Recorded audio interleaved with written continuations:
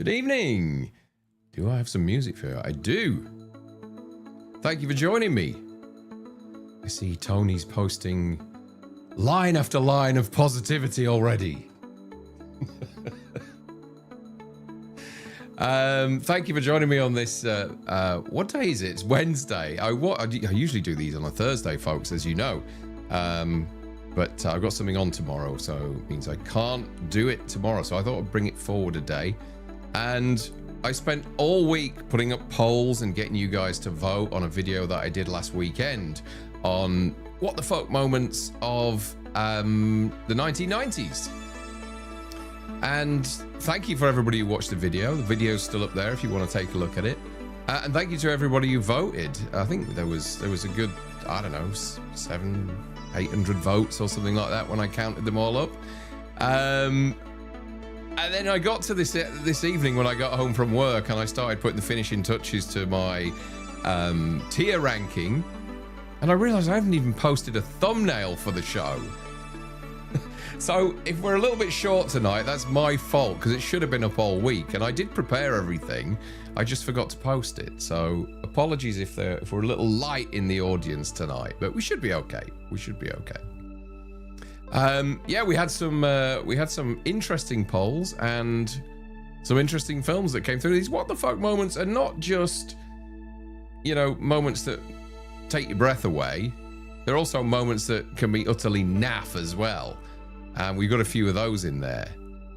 We've got some real cultural moments in there. 10 of them I picked initially, and then you guys, between you all, have whittled, how many now? 20 other what the fuck moments that I put. I'm going to get so demonetized for swearing so much. WTF moments from the 90s. You guys whittled them down to an additional 10, which I've got tonight. And if you look at the polls, you can probably figure out what they are. I won't tell you. We'll leave it as a surprise.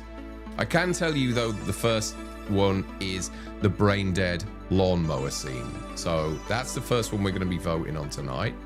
First of all, I'm going to check out the chat, see who's around. I know Tony's around because he's just oozing positivity at the moment. So I can feel it. Another Scream 7 trailer this week, apparently. I would have thought so. I would have thought that Paramount would have got one of those things out to play with the Bone Temple. Makes sense. Alan's here. Alan Meggs is here. Chester's here. Tony's here, as I said. Good evening, Tony. Who else have we got here? Brandon's here. Wraith J31 is here as well. Who else have we got? James is here. James P's here from Down Under in New Zealand. Echoes of the Unknown. Is that James? Hey, Darren, he says. I think it is. I think it's James Pope, isn't it? Horror. Hey, Em. Good to see you in here. Thank you for joining. Been loving your... I've been going back and looking at some of your videos. Folks, if you haven't subscribed to Horror M, go over to her channel. Brandon, if you can find her YouTube channel in there and post a link, that'd be great. It's just some great essay videos. A fantastic one on Halloween the other day that I watched. A lot of Scream content over there as well. Really cool channel. Been digging it recently. What else? Tony Fora says, I thought the stream was not going ahead. So, yeah, I thought that as well by the time I realized to put a thumbnail up. Gina's here as well. Hey, Gina. Good to see you. Who else have we got? Liana's here. Hey, Liana. Good to see you as well. Evil Alex is here. Batshit Scary's here. Hey, Sean. Good to see you. Have you seen the shit floating heads poster for Scream? Yeah, I've seen a few people ranting about that already today. I don't know. Is it because the whole thing with the TV spot that we saw was kind of a bit retro and going back to the original font of the original Scream film, and you know, just kind of casting your mind back to that first movie? And obviously, you know, there's a few characters, older characters that are coming back into it. So have they gone for a retro look with the poster as well? I don't know. We'll see. I'm interested to see it. I'm hoping to see it pretty soon. Hey, I heard Bone Temple is better than 28 Years Down. It is. I'm so cool to be able to talk about that movie.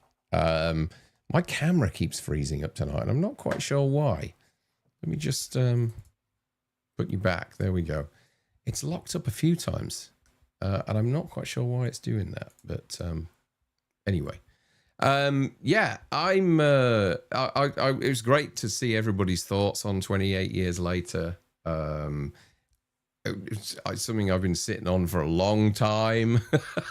Obviously, I've had the poster up, but yeah, finally we had the world premiere last night, and that was really cool. That was really cool. Echoes of the Unknown says, Darren, would you rather eat a lovely meal prepared by Hannibal Lecter or accept a super chat from Annie Wilkes, knowing she is now your #1 fan and the consequences? I don't know. I'd chance my arm with Lecter, I think, rather than Annie Wilkes.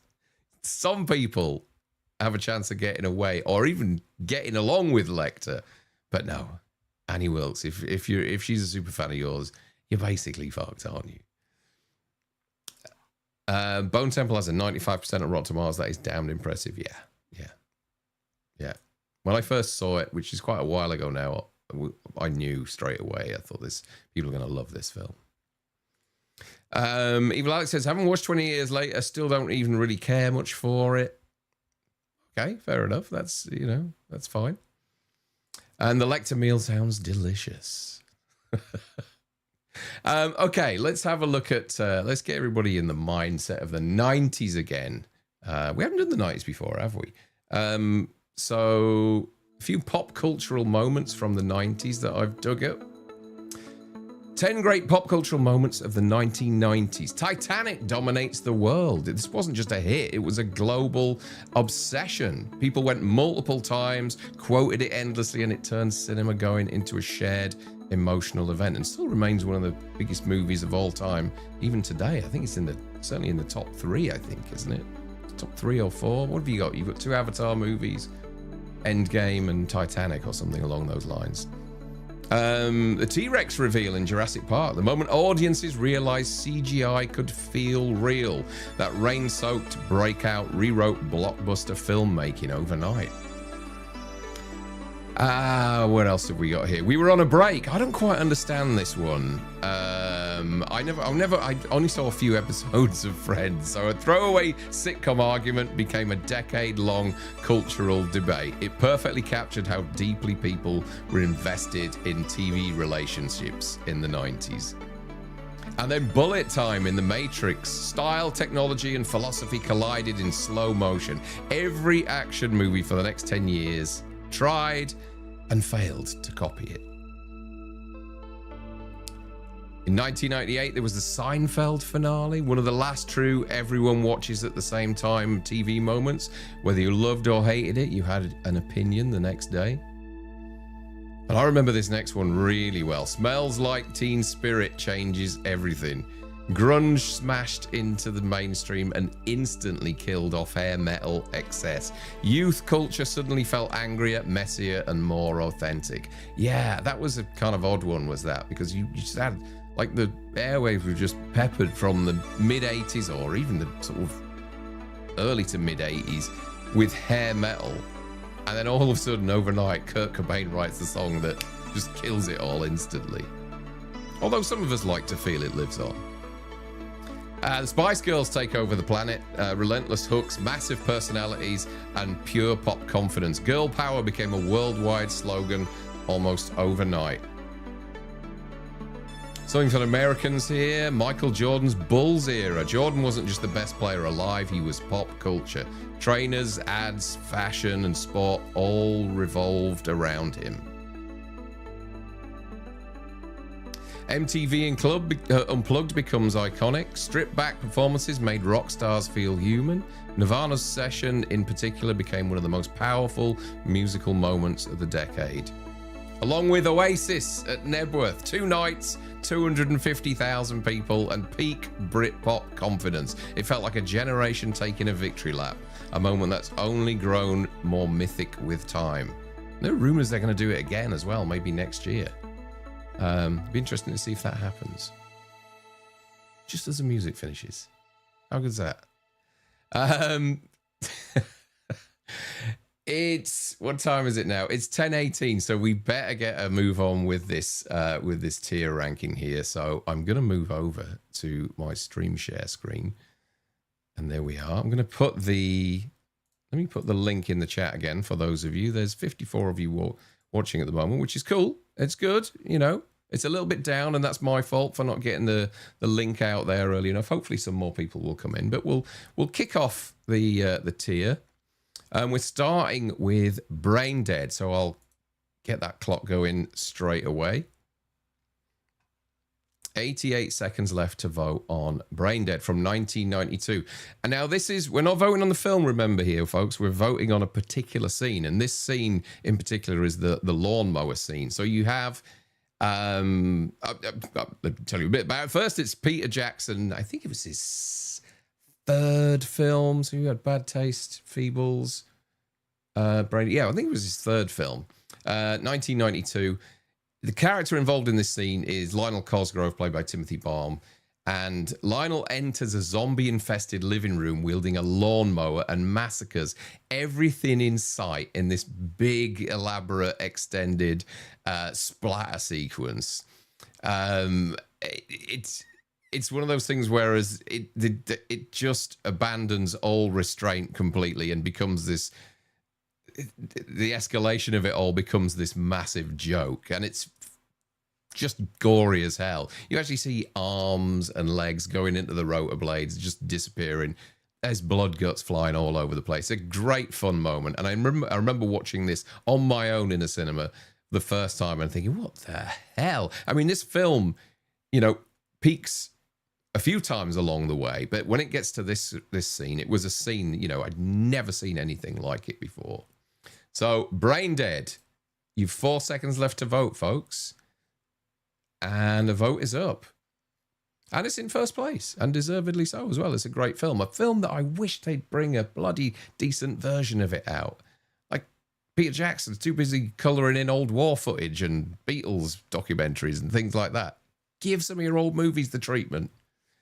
We'd love to see Bad Taste, Feebles, Brain Dead, all those movies be released on 4K. It'd be really cool. Okay, so 10 of you voted on that. 5 of you voted it in first place, 4 in second, and 1 of you voted it in fourth. Let's see what you say about Brain Dead in the chat. What have we got here? Evening down and everyone, says Rob McGregor. Hey, Rob. I kick ass for the Lord. That's right, Davey Dread. Never seen Brain Dead, says Tony Four Eyes.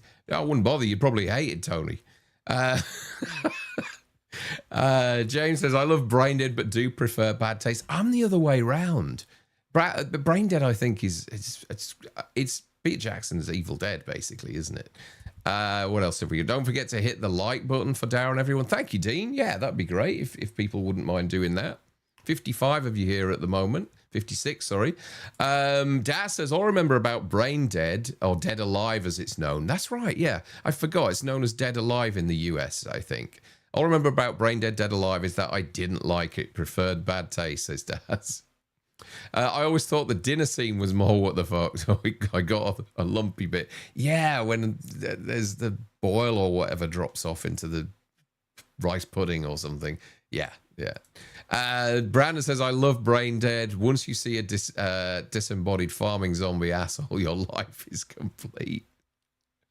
What else have we got here? Brain Dead had better moments. I kick ass for the Lord and gooey custard meal with ear, followed by the horribly underrated Meet the Feebles. Yeah, I know those moments are pretty gross, but I think for me it was the sheer level of gore in this film in that one particular scene, which I just remember stayed with me. I couldn't quite believe what was going on when I watched it.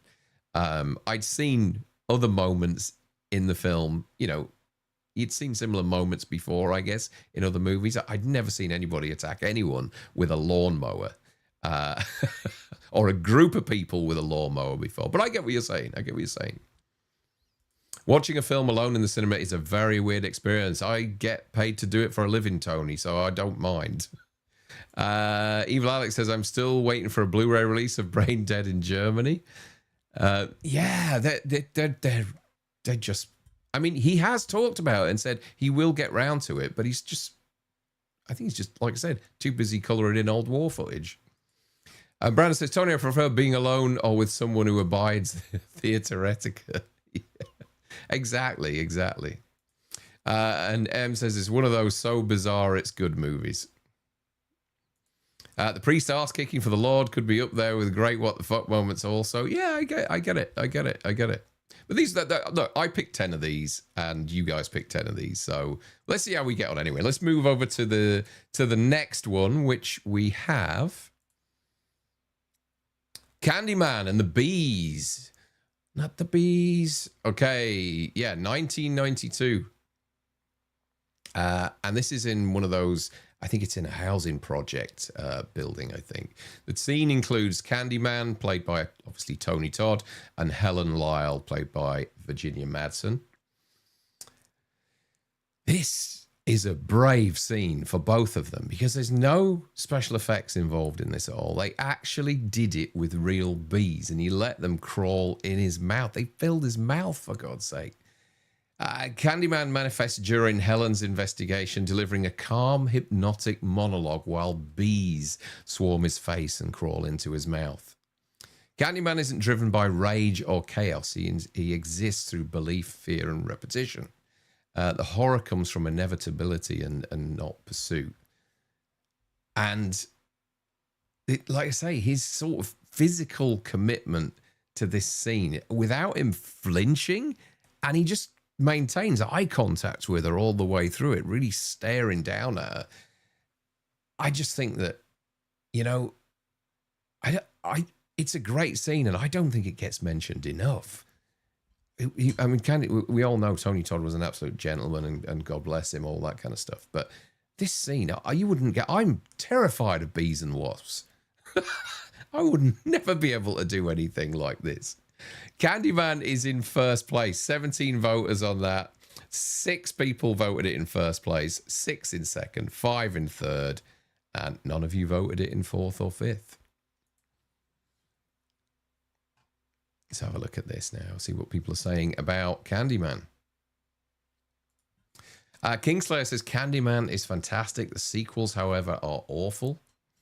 Tony Forrest says, I truly cannot stand Candyman. You are a parody of yourself now, officially. In my opinion, Candyman was fantastic. The score was great, very eerie. It is a good score.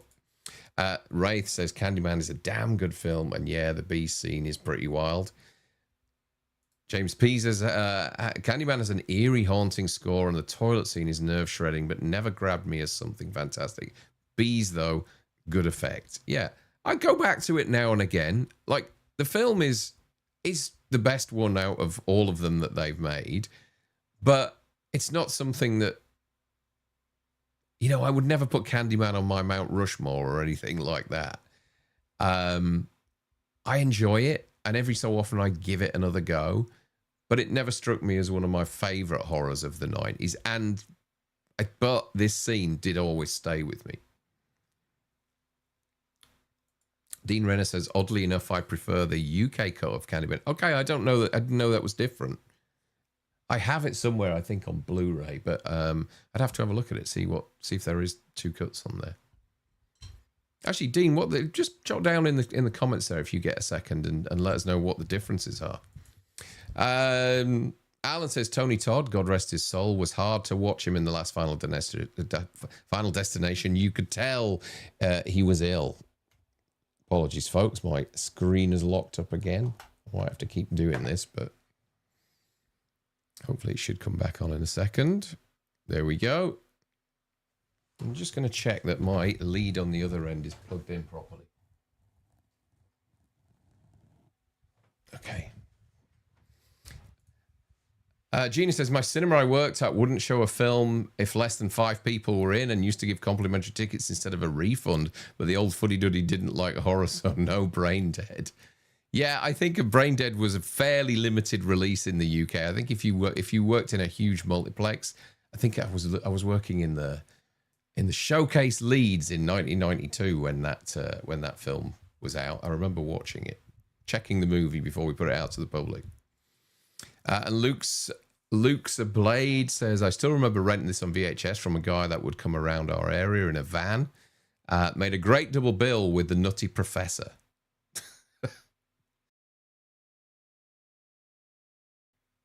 Okay, let's move on to the next vote. Let's see where we are with this one. I'll pop the link in the chat again for you folks. I know it's pinned there, but it does remind people. Okay, let's move on to the next vote, and that is From Dusk Till Dawn, the genre switch, which for horror fans, for a lot of fans, I think you knew what you were going into. I think if you saw the trailer for this film, you knew that there was going to be a flip at some point. The movie was going to be turned on its head. But a lot of people, and I say this from first-hand experience of working in the UCI in Lee Valley at the time when this film came out, we had to deal with a lot of refunds because if you think about it, it was 2 years after Pulp Fiction. Tarantino was riding high. It was just before, a mere months before he brought Jackie Brown out, and people heard that he had written and he was in this film and came along and were enjoying it because it was this kind of violent, road movie. And then all of a sudden it gets flipped on its head and it's a vampire movie with zombies running around and all sorts of things. And people were just walking out, and we issued so many refunds for this film because I guess some people don't, and it's the same today. A lot of people don't watch trailers because they don't want the movie spoiling. And yeah, it was one of those, if you weren't in the know when this film came out, it was a big what the fuck moment to discover that you're actually going in to see a horror movie. There we go. The vote is up. Whoops. Let me just pause that there and go back. So From Dusk Till Dawn is in first place now. The genre switch has put the movie in first place. 10 of you voted it in first place. 3 of you in second, 1 in third, and 1 in fourth. 15 of you voted that time. Let's have a look. I still love this film today. Another film that deserves a really good release, a good 4K release or something. Let's see what you guys thought of From Dusk Till Dawn and that genre switch. Wraith, Sisu 2 is worth a watch, Tony, if you like. It is worth a watch. Sisu 2 is a great movie. The bees in the Wicker Man were CGI. That bee scene in the Wicker Man was awful. Remember that scene where he stole the girl's trike? Dean Renner says the death in the psychiatrist's office in the UK version has more gore. It was cut partially in the US to get the R rating. The run times are still the same. Oh, okay. I didn't realize that. Yeah, that sometimes happens. Dad says, I knew nothing about From Dusk Till Dawn. The reveal made it one of the best movie experiences for me. Yeah, I think if you're a genre fan, if you're a horror genre fan, then it's quite the surprise, isn't it? Fun movie, really fun movie, and such a great cast as well. Everybody just having a blast in this film. Savini's in there. You've got the K&B guys doing all the effects. Robert Rodriguez, Harvey Keitel, Juliette Lewis. Oh, such a great cast. Clooney, back when he used to wobble his head around all the time. Went into this blind, had no idea, loved it, and then love it now. Seth is possibly one of the coolest characters in movie history. He had great tattoo as well on his shoulder and neck and everything. Impossible, I think, to go to a movie completely blind these days, says Alan. It is. I mean, like, I don't know what it is, but, trailers are, particularly US trailers, not so much UK, but US trailers are stacked, aren't they? A good 3 minutes that basically tell you the whole movie during that time. Love From Dusk Till Dawn. Fuddy Duddy wouldn't get this either, so I went to Newcastle to watch it. And Evil Alex says the making of with Tarantino and Clooney walking through studio is great. Is that Full Tilt Boogie? That is a good documentary. That is a good documentary for sure. Okay, let's kick off. And it's you're right, Tony. Silence of the Lambs is the next one, and this is the night vision scene. The night vision scene in Silence of the Lambs was one I at this point, as I said in my video, I was never a massive fan of 90s horror. And because I'd you know, gone through the nasties period and watched all sorts of crap during the 80s, the 90s felt like it all got a bit too serious. They were classing thrillers as horrors and all that kind of stuff. And it wasn't the type of horror that I was looking for at the time. But when I did go and see Silence of the Lambs, the night vision scene for me was the first time I'd been scared in quite a long time, you know, in probably 4 or 5 years, since I was, I guess, in my mid-teens or something like that. So it stayed with me for ages. And the fact that you get this moment where he puts on she's completely powerless because she can't see a thing. He's got the night vision on and he's reaching out to her and kind of like almost touching and stroking her. And then it's that moment when she turns around and shoots him in his tracks there. Great moment. And like I said, really stayed with me because in a packed cinema back in 1991, I think it was, in the UK, it really did. You could hear a pin drop in that auditorium. It really did resonate with people as they were watching it. So I think that moment, over any moment in that film, is probably the standout for me. So yeah, that's why I put it in there. It's second. It's come second. 8 of you put it in first place, 2 in second, 3 in third. Sorry, 7 in third, and 1 in fourth, and 1 in fifth. So 19 of you voted on that one. Thank you, folks. 56 of you watching at the moment. Good to see you all in here. Wraith says, always thought Lecter escaping, taking the dude's face was more shocking. That was a shocking moment, but that was kind of like short and sharp, wasn't it? This was a kind of, I don't know, 90-second, 2-minute sequence of her being stalked in this room by some guy night vision in pitch black. Again, the hell is going on with my camera tonight? Anyway, we're back. Brandon says, I remember thinking JFK deserved the Oscar for Best Picture that year, but time has shown the Academy made the right choice. Demi directed the hell out of it. He did. He absolutely did. Yeah, I love this. The fear on Clarice's face and creepy look of Bill are iconic. Yeah, it is a great moment. It is a great moment. Tony says, I think the Buffalo Bill reveal is more what the fuck moment. Junk tucked in. And the ship Scranbag, that's a new name in here. Welcome, sir. The ship Scranbag said the security guard hanging up on the cage freaked me out. Yeah, that's quite nasty as well. There's a lot of nasty bits in this film. There really is. Okay, let's move on to the next one. And we have the shears from The Exorcist, which is, I mean, this scene is obviously really, no one talked about it at the time. I remember Exorcist 3 coming out. No one talked about it at the time, really.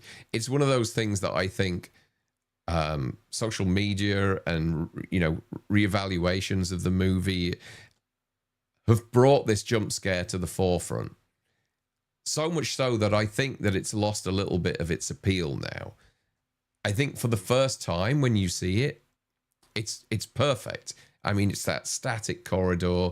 The camera doesn't move. The girl's going in and out of the room, and then all of a sudden, you get her walking across, and the nun or whatever it is comes out and attacks her from behind with the shears. And it's just the way that it's done. The sound, the audio, the crash zoom, all that kind of stuff. It works perfectly. But I do think over time, it's lost its appeal a little bit. But still, it's a great moment, and one that is always featured in anybody's list of jump scares. What else have we got here? Let's just have a look. 8 seconds left to vote on that one. It's right at the top.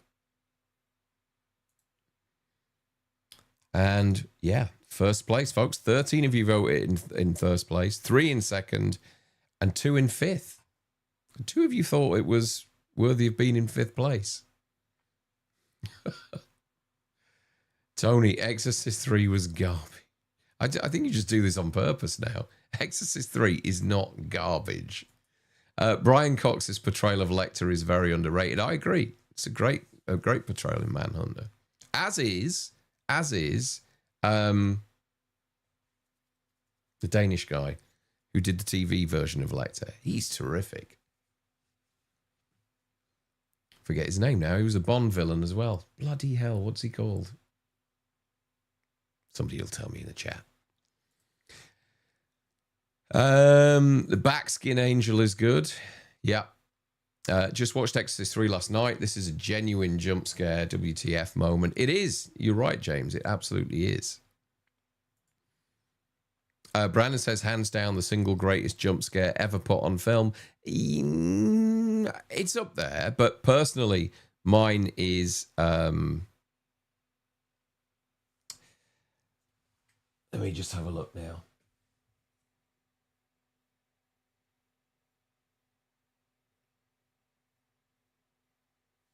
When Evil Lurks. The dog in When Evil Lurks. That's the one I was looking for.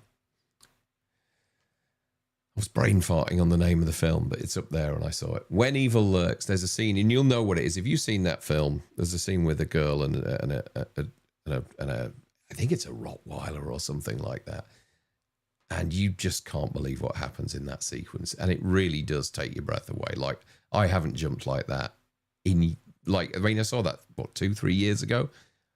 I hadn't jumped like that before, and I haven't jumped like that since. Like, that jump scare in When Evil Lurks is affected me more than Ben Gardner's head coming out of the boat in Jaws when I was a kid. That's how effective. I think it's hands down the single most jolting moment in cinema history. I really do. It's great. I love that film. Terrific. I was going to say it's no longer a jump scare because of the exposure it's received. Yeah, I feel that way as well. Exorcist 3 is great. Thank you to fuck you talking, Tony, says Eva. Saw the jump scare before I saw the movie, so kind of ruined it for me in a way, says Echoes of the Unknown. There's some great moments in Exorcist 3. George C. Scott is brilliant in it. He really is. Tony, you're on crack. Possibly one of the biggest jump scares ever put on film. Still the only good sequel. Didn't do it for me. Love the original, but nothing after that. Mads Mikkelsen. Thank you. That was who I was thinking of. Ninth Configuration is the best Exorcist film. Oh, interesting. That's Blatty's film as well, isn't it? The Grandma on the Ceiling, also great. Yeah, that is fun. That is fun. Yeah, thanks, Sean, Mads Mikkelsen. The shears are terrifying. So is Brad Dourif's reveal, that extreme close-up as he shouts into the camera, I'm alive, I go, breathe. Yeah, it's some great moments in that film. My number one jump scare is Jason coming out of the water in Friday 1. Okay. It's a good one. The Sinister Lawnmower for me may be Insidious. Yeah, good moments as well. You sound like Yoda Chest. I very like Exorcist 3. Michael Strong says, this scene churned my shit. Why? When Evil Lurks, great movie, great jump scare. It is. The Sinister Lawnmower is damn good. Yeah, I mean, I like Sinister a lot, but I must admit, I remember when we did an episode, and Frank brought it up on TSL. Shout out to Frank, by the way. Hope you're feeling better, mate. I didn't remember the lawnmower scene. I had to go back and look at it again, so it obviously didn't stay with me. Brandon says, When Evil Lurks really got me. Yeah, it's a really cool film. I'm really excited to see what that guy does next. Original Carrie had a good jump scare in the grave scene. Yeah, the guys that, well, because I started out as a projectionist, there were two guys that trained me, and both of them told me that the thing to do when you were a projectionist in 1976 was the moment that hand's going to come out of the ground, all projectionists apparently would crank the audio up to 10. and really scare the shit out of people in the auditorium. If you timed it perfectly, you know, it was really effective. Gina says, never seen Where Evil Lurks, but I know the scene and won't be watching as I hate furry friends turning or being hurt. I won't even watch John Wick because I know. Yeah, it's not real though, Gina. The jump scare in H2 always gets me when Michael appears behind the couch, then kills the girl. Michael appears oh, you mean Alice at the beginning when he jumps up? Yeah. Good moment, Chester.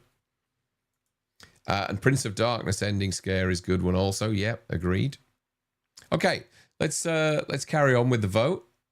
Everything's top tier at the moment. And next we have The Blair Witch. This is going to be divisive, I know. So this is a scene where Heather discovers Mike just standing in the corner in the original Blair Witch film. It's the people in the scene are Heather Donahue, Mike Williams, and Josh Leonard. And she enters the basement and finds Mike standing silently in the corner. He's just facing the wall. And then the camera drops and the film sort of really abruptly ends. It's his posture sort of mirrors a story that's told earlier about a child being punished, suggesting some sort of, you know, ritual or something that's happened to him. It still gets me every time I watch it. It really does. I'm a big Blair Witch fan. I think the best way to watch it is on your TV. It was more effective that way. I think when you watch it on the big screen, because of the medium that it was shot in, it's incredibly grainy. It does make you feel a little queasy as well because of the handheld camera work. They hadn't quite mastered handheld stuff back then. And I always think it looks better and is more effective on a TV in a dark room. And yeah, the recent Second Sight box set is a great thing to have. So, Blair Witch, where did we finish? We finished 4th in the first tier. See what you guys thought about it. 7 of you voted in first place, 4 of you in second, 2 in third, 4 in fourth, and 5 in fifth.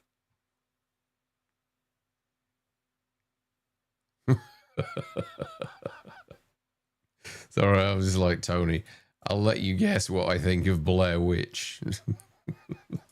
Evil Alex, Alien, great jump scare, him in the vent turning around and seeing or whatever. Yeah. Lawnmower in Sinister got a load of people in the cinema. Yes, I can imagine. Diabolical projectionists.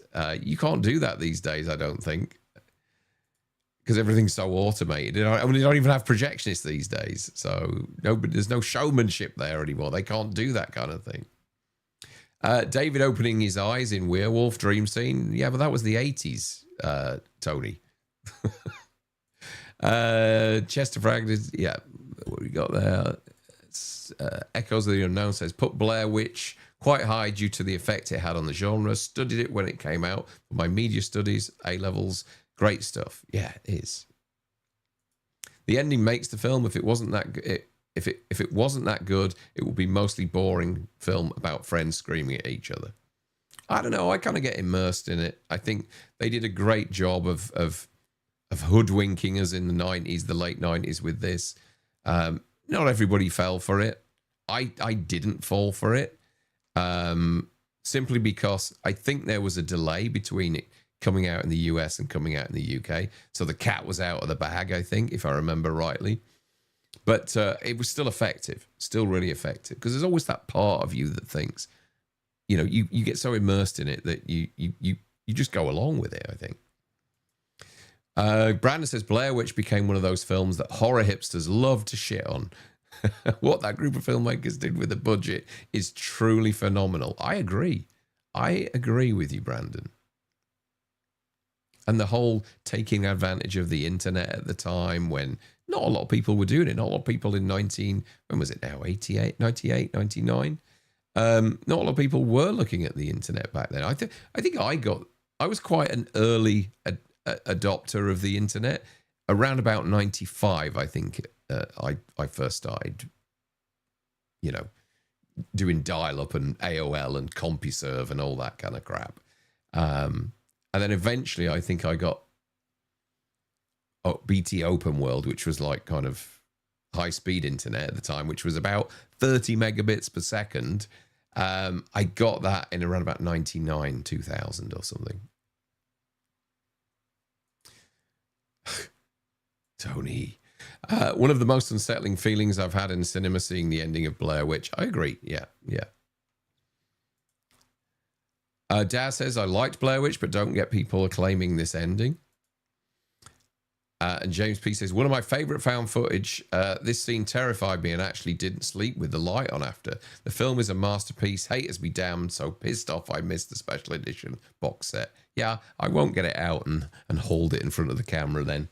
But it is up there. And it did sell out and it goes for quite a lot of money now. And they screwed it up as well. One of the discs was printed wrong or something. They had to send out replacements.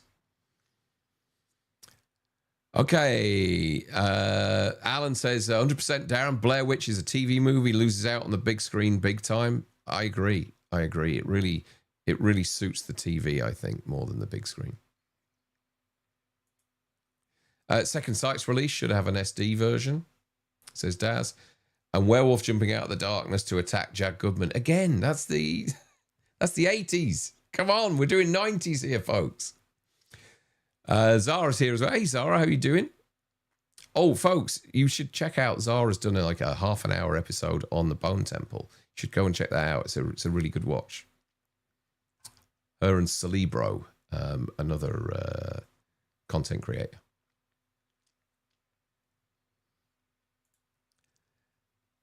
Wraith says, yeah, I had it on Region 1 DVD the day it came out on cinema in the UK. Yeah, that was the thing. There were windows then, you know, there were big gaps between. We didn't have day and date releases back in the 80s and the 90s. It wasn't really a thing until sort of mid to late 2000s where you thought, you know what, the best thing to do here, because of piracy, release films day and date. Sometimes, I mean, it was worse in the 80s. We'd have to wait 6 months sometimes for films to make it to our shores. You would be sat there watching Top of the Pops every week. Ghostbusters would be number one for months, right up until it was released in the UK. Okay, let's have a look at the next vote. Misery, the hobbling scene. This has got to go well. Another great moment of 90s cinema. Another movie I watched on my own as well. No, I didn't watch this on my own, actually. I did watch this with a packed house on opening night. And the reaction in the auditorium, and certainly from me, because I knew nothing about it. Going into this, having not read the book, taking a chance on it, I think, because I didn't really know anything about the film. And then seeing this moment where Annie Wilkes places this piece of wood between... what do they call his character now? Paul Shelton, I think it is, if I remember rightly. Sheldon, that's it. Yeah. And she's explaining to him that he can't leave and just smashes his ankles to make sure that won't happen. Like her affection is replaced by this outright control of this guy, and her obsession just turns violent, and we get one of the most effective ouch moments in history. Even now, when I put it on the video, when I edited the video the other day, I didn't have the balls to put the whole thing on there because I just thought YouTube is just going to ding me for this.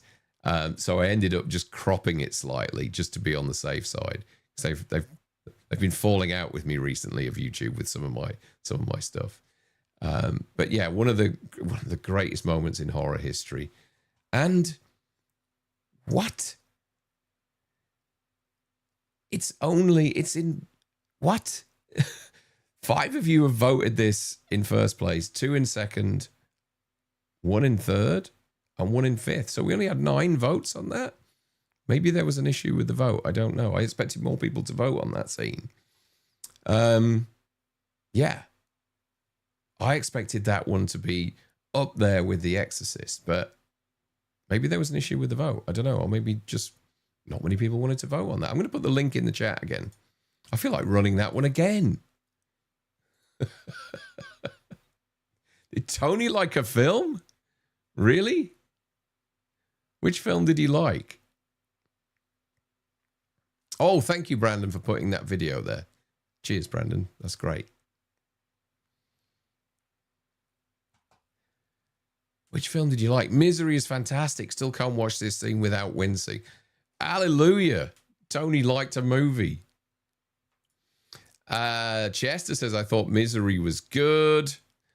And Stephen King adaptation, that part always want me to don't look when she used the axe. The axe? It's a hammer. I think she cut his leg off or something in the book. I haven't read it, but apparently she cuts his leg off in the book and then she cauterizes it or something like that. Cuts his foot off and cauterizes it, something along those lines.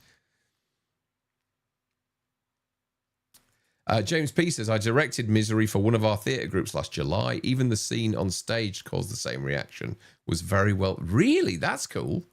Because it is very stagey, isn't it? It is almost like a play. You know, the bulk of it set in one room. How did you do the car crash? Did you just waking up in a car wreck or something?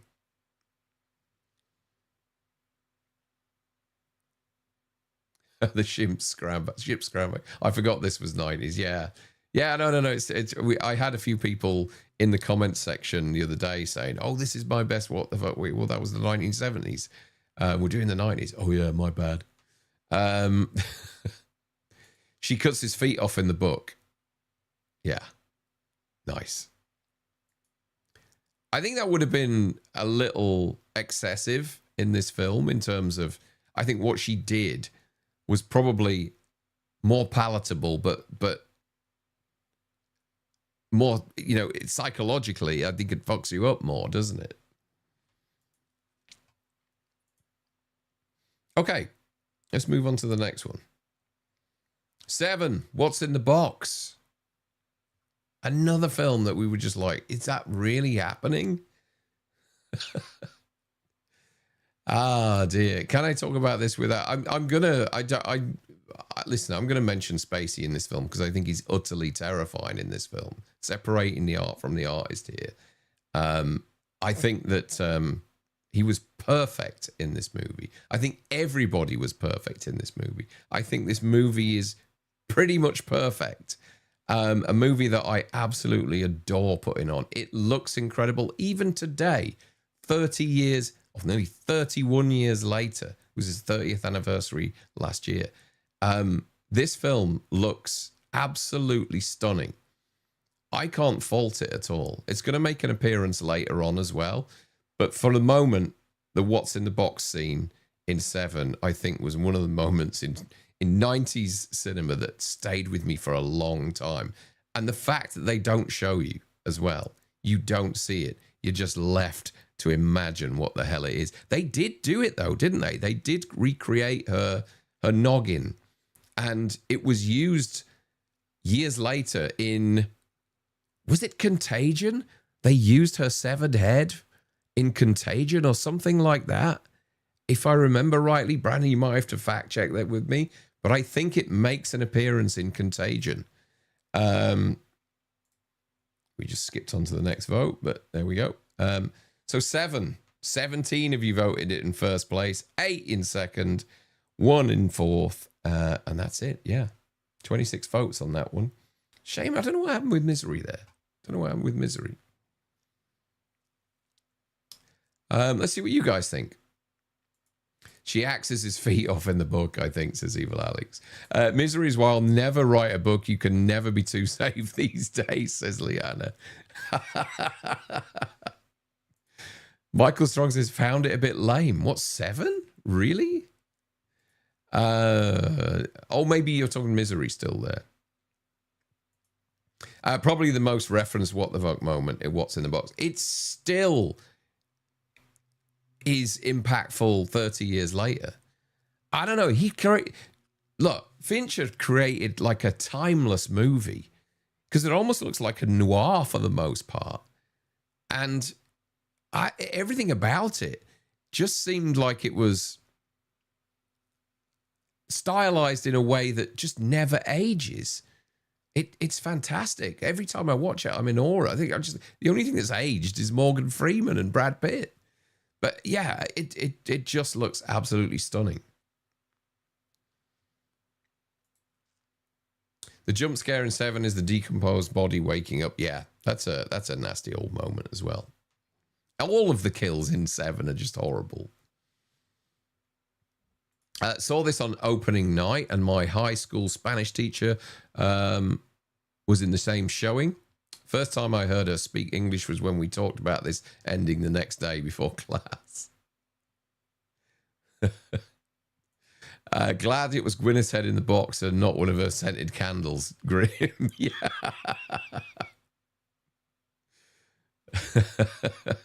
Elite movie, it is.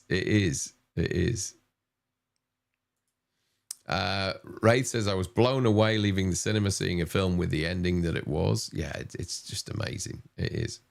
That's correct. It's Contagion. They did use her head in Contagion, yeah. I wonder where that was stored. Like, did they go to Fincher? Or do you think she come up with that idea and said, actually, they took a cast of my head and, I don't know, stuck it in a wardrobe in LA or something?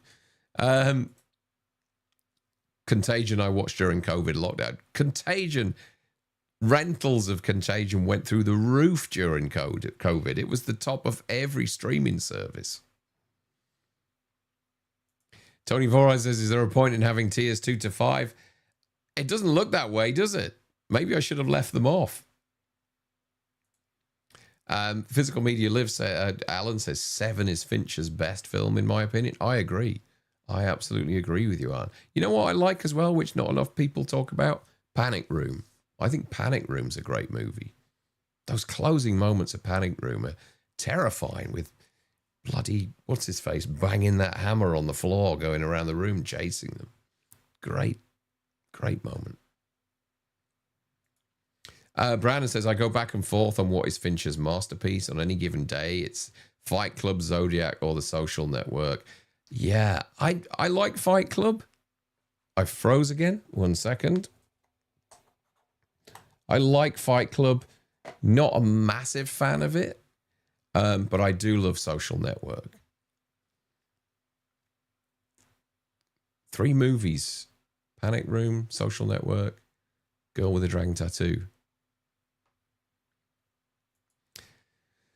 Morgan Freeman has been the same age for 150 years. It seems that way, doesn't it?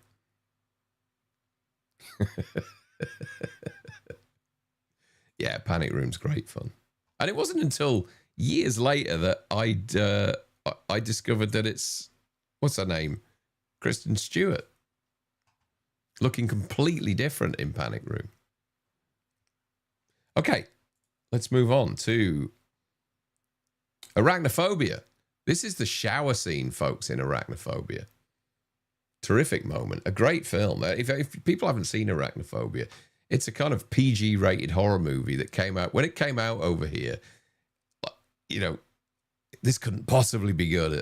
It's a PG, and I missed it on its initial opening and watched it. I think I just watched it like on Sky TV, like maybe 3 or 4 years later, and terrified the hell out of me. It's really effective, really effective. And this is the scene where I think her name's Becky Beechwood, and Becky's taking a shower when she becomes aware that the spider's in the bathroom with her. And it ends up, I think it crawls over her shoulder or something on the back of her head and ends up on her face while she's showering, as you can see in that picture there. And it's just the fact that you've got this everyday fear, and the filmmakers just weaponize that, you know, this spider, tiny spider.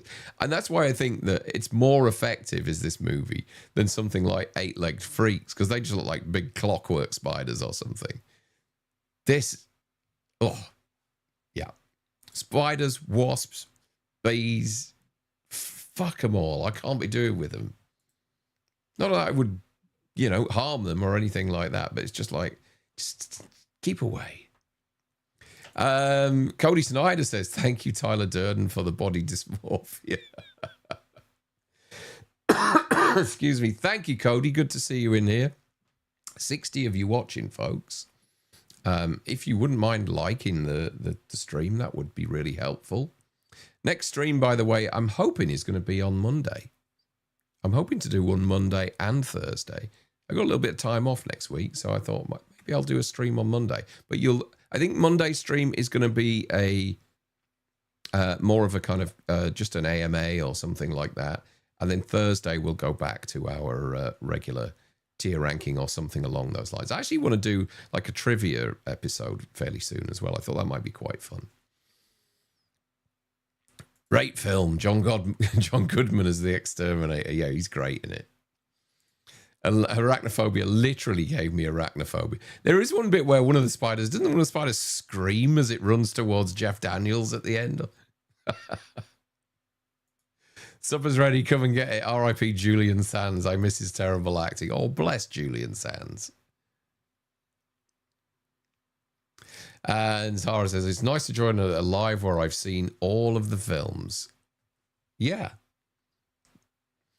Yeah, there's quite a few people who sent me messages saying, you know, I'm glad you're doing something with the 90s. I watched the In Search of Darkness, which a lot of people are reviewing. I watched it before Christmas. And it's fine. It's a tough... It's like Barry loved it because it's his era completely. Wolfman's Got Nards. He loves the 90s horror films. Whereas my era was the kind of the 80s, sorry. And so the 80s episodes of In Search of Darkness I absolutely love. The 90s one, I found it a bit of a slog to get through. And I was embarrassed that there was a lot of films, and they really do dig deep. You know, they're really digging deep into some European stuff and that. And there was a lot of films there that I hadn't seen. So maybe I'll take a look at some of them. But it was fairly sparse, I think, compared to what the 80s was.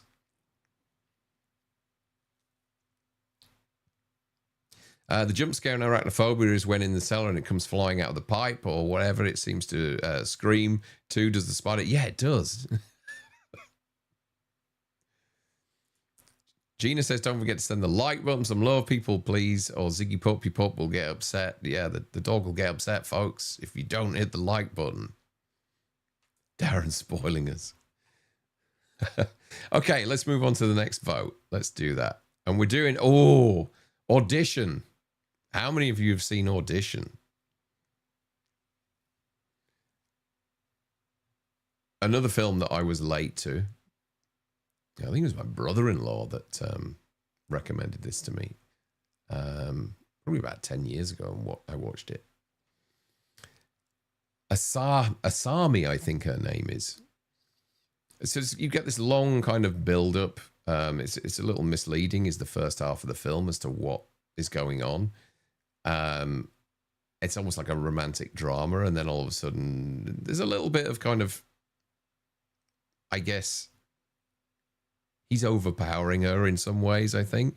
And then she turns the tables on him, and it just calmly turns into torture with needles. And what's that word? Is it Kiri? She keeps saying this word to him when she's torturing him. And ends up with razor wire. She's taking his bloody feet off and all sorts of things. It's horrible. It's awful. It really is. It's a great film, but it's a tough watch, a really tough watch.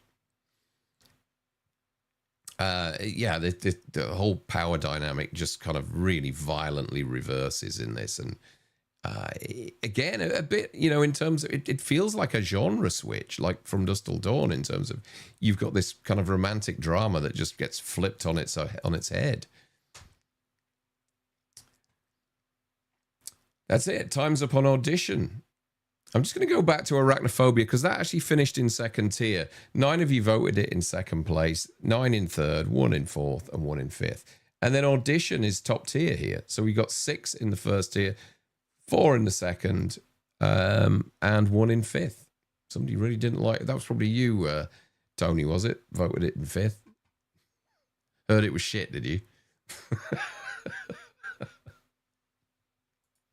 Literally watched this a couple of nights ago. Yeah, it's great. It's great. It's a little while since I've seen it, actually. I would rather date the girl from Audition than get back together with my ex-wife, says Brandon.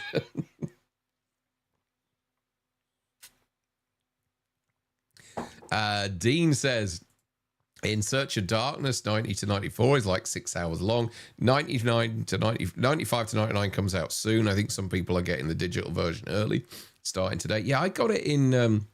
so I was one of the backers. I got it in like middle of December or something, and I watched it in... I think I watched it in... The good thing about those things is you can do them in 2-hour spurts, watch it over 2 or 3 sessions. You can just turn it off at any point. I found it a slog to get through this time. And it's 6.5 hours.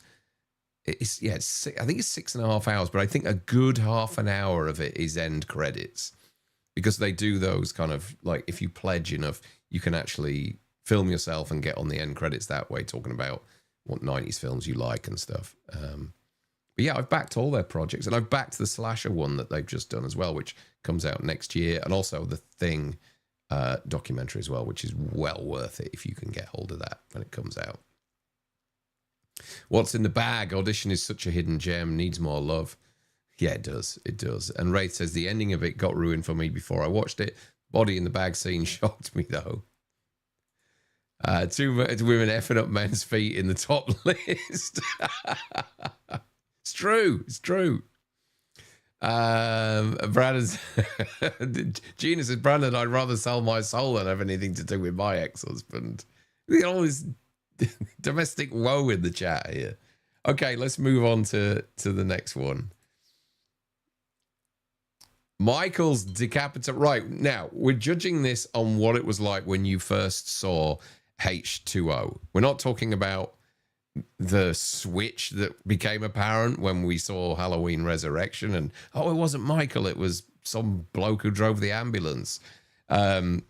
This is Michael's decapitation in Halloween H2O. And, you know, being a massive Halloween fan, I...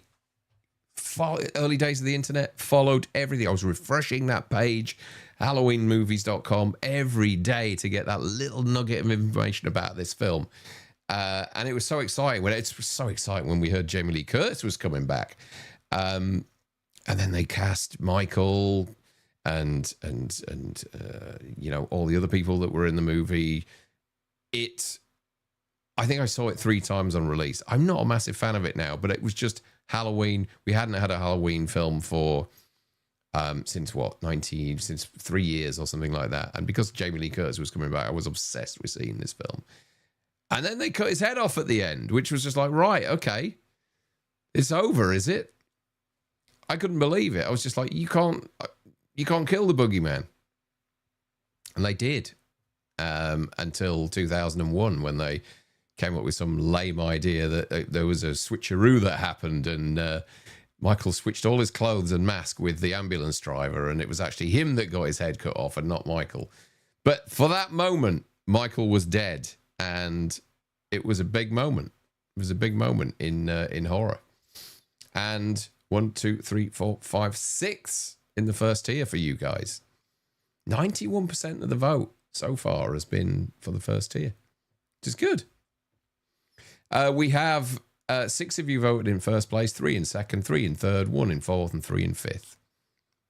I think, you know, I should have said this at the start, but I think I did actually, but judging it on what it was like when you first saw it, not what you think of it now, because obviously people's opinions change over time, and it just got ruined by subsequent movies.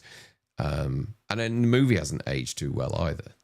Although if you're Barry, you'll say something completely different about that. But he and I differ on our opinions on Halloween H2O.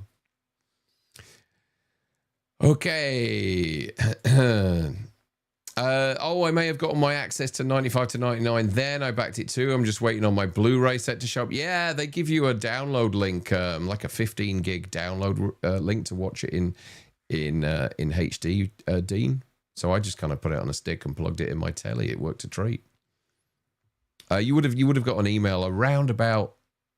It's like the last few days, like maybe from the 20th onwards or something like that, maybe of December. The 90s docs are too long for me to bother with. 90s horror as a whole is 3 hours worth. Yeah, they do stretch it out. And they include a lot of things that you just I wouldn't classify as horror as well. I don't want to spoil it, but there are some things in there and I go, what? You put that in there? Sean says, Brandon and Gina sound like a couple who divorced each other but come to the chat for for digs at each other. Maybe they should get together. Is there tension in the chat, Brandon? H2O was definitely a top tier shock. My whole audience cheered when that happened. The film was great for its day. They cheered when his head got lobbed off. I think at that point, you know, I was, how old would I have been? About 25 or something like that when this film came out. I think I was at the point where I was quite obsessed with Michael Myers and I was rooting for him more than anything else. And to have his head lopped off was like, oh my God, now what do they do? That's it. It's over. I think I was just like disappointed. Kingslayer says the bigger what the fuck moment was that CGI mask. Yeah, it's terrible, isn't it? Those eyes always annoyed me. Hardly the devil's eye. It looked like a Looney Tune for most of the movie. Surprised they didn't pop out with foghorn noise when she kicked him in the nuts. Coming out on stalks. I know what you mean.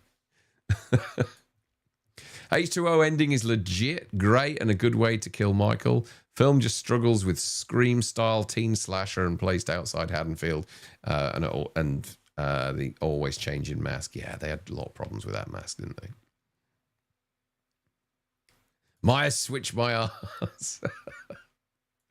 Met Chris Durand at Atlanta Horror Convention. Awesome guy. He was also the killer in Scream. Yeah. Yeah, but he was when we were in Manchester last year, I think it was, in the hotel. He was in the same hotel. I was surprised how big he was. He's a tall guy. He's a big bloke.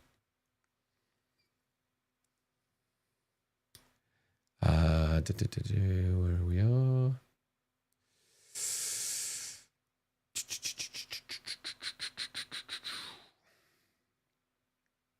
Just because you're disabled doesn't mean you can't be with someone, but I get you. I let my... Oh, Christ, it's all going on in the chat.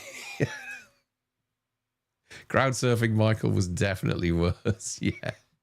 Okay, let's move on and let's thaw this chat out while we and vote on another title here. Here we go. The stop motion spider in It. A really, really...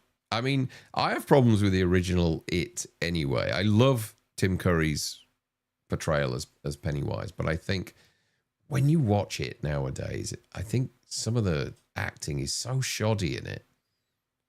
Like, what's his name? John Boy Walton, Richard Thomas, when he's doing the speech impediment scene, the stutter. Yeah, it's pretty it's pretty embarrassing, I think, some of it. But the thing holds together because of Tim Curry and his fabulous and terrifying performance in this film. But in those last moments, and you get the spider sequence, it does look shoddy. It really does look. It's all stop motion work. It doesn't look great at all. And this is a what the fuck moment that you're like not surprised by or shocked by or anything like that. You're kind of like, oh my God, they shit the bed with this.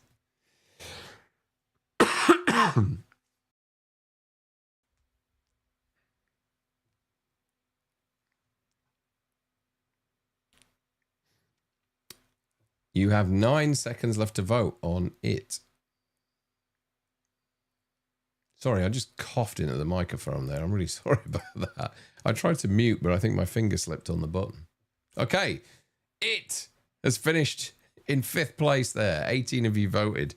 2 of you voted in first, 2 in second, 2 in third, 5 in fourth, 7 in 5th place. That's where it ended up, right at the bottom. I think it was always going to happen. What the fuck? What the fuck is that shit? It was definitely what the fuck, but like, what the fuck is that? Yeah, exactly. Exactly. And that's what's good about this, because we're, as I said at the start, we're not just talking about those moments that you know, tear your heart out of your chest. Those moments that like make you leap out of your seat. We're talking about those that are disappointing as well. All those things can make you say WTF. Tommy Lee Wallace hated the spider, and yes, acting atrocious. It is. I find it a bit embarrassing to watch it nowadays. Brand says, I loved the original It, but the effects haven't aged well. Shit. Shit spider. I remember getting to the end and thinking, what the hell is this? Yeah, it's pretty awful. But then again, I'll have to be honest with you, I wasn't that enamored with the spider in the remake either. Okay, let's move on and do the next one. We've got 1, 2, 3, 4, 5, 6, 7, 8 left.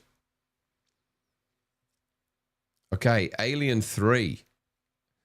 And this is the death of Newt and Hicks when we find out that what's the name of the ship now? I can't remember the name. Oh, no, that's the planet. Fiorina 161, a bleak prison planet housing a monastic all-male population living in isolation. This scene has Ellen Ripley, Sigourney Weaver, Newt, and Corporal Hicks. I don't think they actually used the real people in this scene. But as you can see in that picture there, that's a closer look of what she looked like. That was like a behind-the-scenes picture. And the film opens revealing that Newt has drowned and Hicks was killed in the escape pod crash before the story even begins. And it just undoes all the sort of, you know, that kind of not uplifting, but that hopeful ending of Aliens. It was just an absolute sucky moment. And it's great to see what James Cameron thinks about as well. Recently in an Avatar interview, he was asked what his opinion was of them killing off Hicks and Newt. And he didn't answer it positively at all. I think he actually swore about it. That's how strongly he felt. 2 seconds left. There we go. And it's first place in 5th tier. Not quite as unpopular as... Oh, it is. Yeah, sorry, it is. Yeah, it's first place in 5th tier. So 10 of you voted it for 5th place there.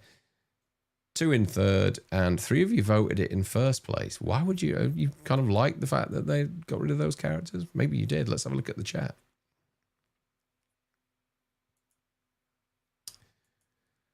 Glad to see you always. Must admit, it wasn't a big WTF moment for me, as it was pretty awful anyway, apart from Tim Curry. Yeah. I prefer it chapter 1 and 2, but like OG, can't wait for Welcome to Derry to be released on physical.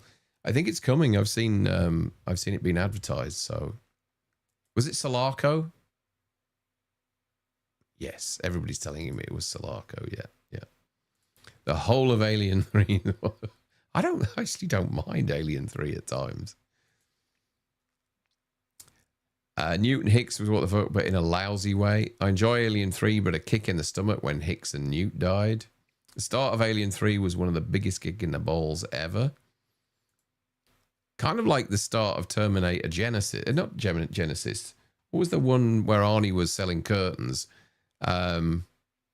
Dark something. Fate? Was it Dark Fate? Something like that. The start of that, when they did this great sequence with Edward Furlong, de-aged him, all that kind of stuff, and then just killed him off.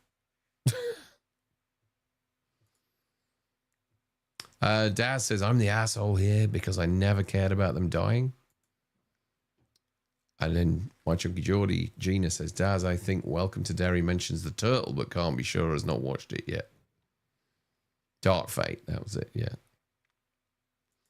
Evil Alex says, I actually like Alien 3 more and more nowadays, has good sets, effects, and acting just as a sequel, bad killing off the beloved characters. Yeah. I don't mind it. I can watch it. I think I actually prefer it to the 4th one. Gina says, I prefer Aliens, but like Alien. My mum jumped off the sofa with a chest burster and my dad had to stop her falling over. White Rose says, I walked out the cinema 5 minutes. 5 minutes? Really? Come on. Okay, let's kick off this next vote. We're now looking at the faculty and Mr. Furlong's eye. This is the moment when the kids kind of realize that the teachers have all been kind of taken over, and Josh Hartnett's homemade drug that he has, scat or whatever. He has a bit of an altercation with the teacher and ends up smashing it into his eyeball, this drug. And it's at that point we realize that, you know, something's not quite right and the kids are fighting for their lives. And it's one of those odd moments because it all happens in a place where kids should be safe, you know, in a school. And great cast in this film. I was going back and watching it again the other day, and the cast that's in this film is terrific. It's another film that's quite well covered in the In Search of Darkness documentary. I remember doing a premiere for this film back in the late 90s, and we had Elijah Wood come along and somebody else. Claire Duvall, who's now a director, I believe. But yeah, it's the scene where, you know, we get the scat stabbed into the eye and he pulls off the razor edge of the paper cutter or whatever and it attempts to go after the teacher. Great moment in the film. And the vote is over on that. And I talked it up and you guys shat all over it and put it in third place. 2 of you voted it in first, 2 in second, 10 in third, 1 in fourth, 2 in fifth. It's always a moment that's really stayed with me, is this bit. It's kind of a real turning point in the movie. And I think The Faculty has really aged well. It's a good little movie and there's some really cool moments in it. Harry Knowles is in it as well. Remember him? Ain't it cool news? Eli says, what's up, Darren, and all you Sands fans? Thank you, Eli. Good to see you. He says, don't forget to slash that like button and sub to this amazing channel. Thank you, buddy. Really appreciate that. Brandon says, Tony, I've just never loved Aliens as much as most folks. There's something about the look of it that I hate. I think it's the Super 35 and lighting that kills it for me. I kind of know what you mean. I mean, I really like the film. I do, but I know what you mean. I know, but it is practical. It is practical. I think there's one shot in there that looks a bit ropey, but, you know, it does smack of something that's spent 6 months at Pinewood. Invasion of the Body Snatcher teen horror remake, basically. That's The Faculty. Yeah, I'd give it a watch for sure. Oh, yeah, it's definitely worth a watch. Great young cast at the time. Really, really cool. And the fact that the teachers, you've got Famke Janssen, you've got Robert Patrick is one of the teachers. Who's the guy who's Shooter McGavin? He's one of the teachers as well, if I remember right. Daz is still going on about Aliens. He said, I dislike the way the alien lore was expanded in Aliens, so never care for it. I'll confess I prefer the Ridley Scott sequels to 2. Wow. Evil Alex says, Robert Patrick was great in it. That's The Faculty. Scat in the eye sounds disgusting. It is. The Faculty is a solid body snatch as the Thing in a high school. Yeah, there's even a scene in there which is kind of ripped out of the Thing where they're doing the testing and that. Prefer Faculty over Scream, to be honest. Wow, okay. That's a hot take. The Faculty was good. Hartnett nailed it with this role. The 90s was pretty lame, wasn't it? Says Tony Four Eyes. God, he's off again. You just sit there seething all the time, Tony? What shall I do today? I know. I haven't seethed enough today.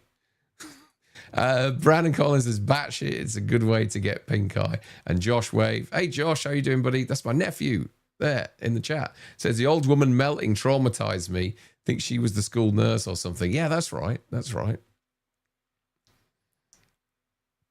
Okay, let's move on to the next vote. And it is In the Mouth of Madness. Reality falls apart. For those of you that have seen In the Mouth of Madness, and I know not, everyone has, it's one of John Carpenter's last decent movies. It's a movie that I find gets better with every watch. And the scene that I'm talking about in particular is towards the end, when there's this kind of full societal collapse, and he wakes up in this institution and realizes that the apocalypse has already happened, and he ends up watching a film adaptation of his own story in a cinema as the world ends. And it's a really, really cool but odd moment. I guess that this film clicks, it falls into place more every time I watch it. And I think it's a bit of a departure for Carpenter, I think. When I first saw this film, I wasn't a huge fan, but each time that I've watched it, I've become more of a fan of it. And I just think, like with a lot of movies, with Carpenter movies, they all end on a bit of a bum note. Be it Michael's still alive, be it, I don't know, Blake cuts off Father Malone's head, the ending in Prince of Darkness, the ending in They Live. And I love that kind of really downbeat, sort of downtrodden ending. And this is exactly the same. Oh, Christ, hang on a minute. The next vote started. This is exactly the same. It's kind of really no hope at the end of this film. And I think it's probably one of the bleakest endings of the decade, I would have thought. We just see where we are in terms of, it finishes third. 11 of you voted it in first place, 2 of you in third, 1 of you in fourth, and 1 of you in fifth. I think it is probably his most hopeless ending to a movie that he's ever done. There's always something. There's always a sting in the tail with a John Carpenter movie. Even in like Big Trouble in Little China, when Jack's driving his truck away, that fucking big hairy Muppet thing comes out the back of the truck and goes after him, and then it cuts to black. But this is just completely hopeless at the end. It's a great way to finish the film. It really is. Here we go. Let's see what you guys think. Third in first place, this movie. Shooter McGavin is Elijah Wood's dad. That's right. That's right. Thinking of changing my name to Moni_Tony.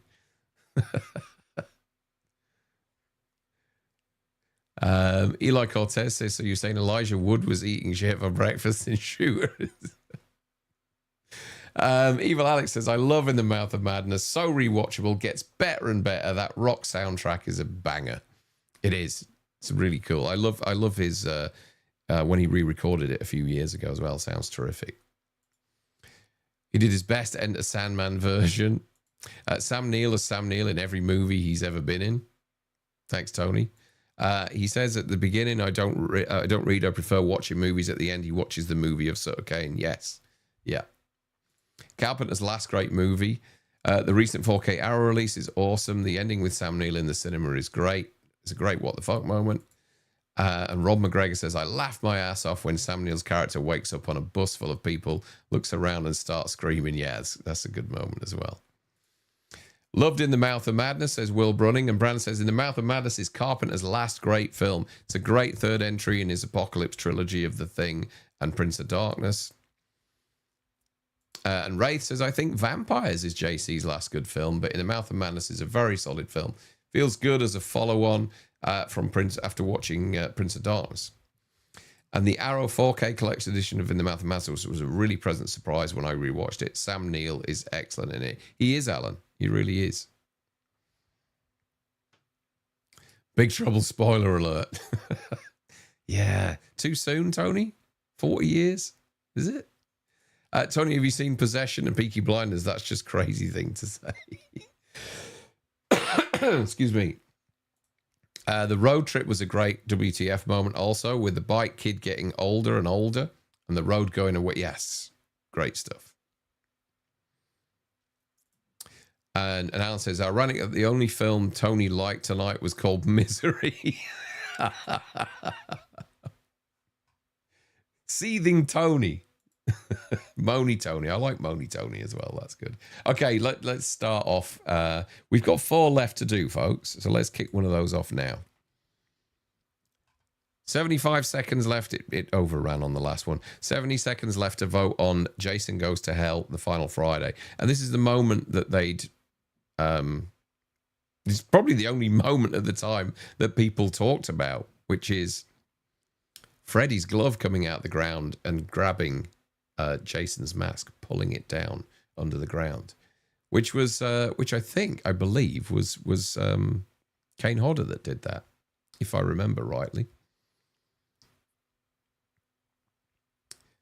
You have 40 seconds left to vote. Just trying to find Jason Goes to Hell on my list of notes here. I don't think I have it.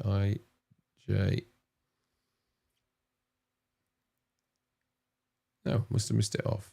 Oh, here we go.